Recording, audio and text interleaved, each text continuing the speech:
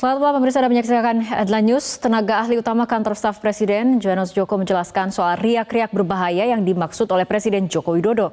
Menurut Johannes, alasan itu disampaikan Presiden melakukan cawe-cawe politik, namun bukan dalam arti politik partisan.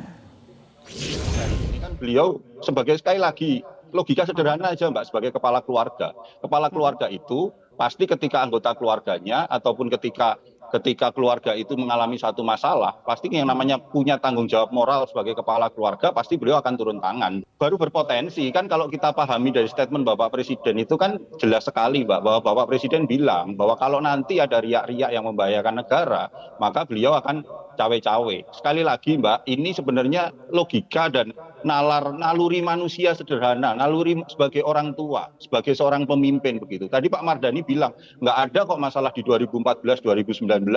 Pak, kenyataannya ada Pak di lapangan. Bagaimana kami itu yang berada di lapangan, bertemu di lapangan, bagaimana laporan-laporan masuk, segregasi sosial, tetangga satu sama lainnya berantem hanya gara-gara masalah pilihan politik, relawan satu mengepung relawan yang lain. Kami itu punya data-data itu semua dan itu terjadi.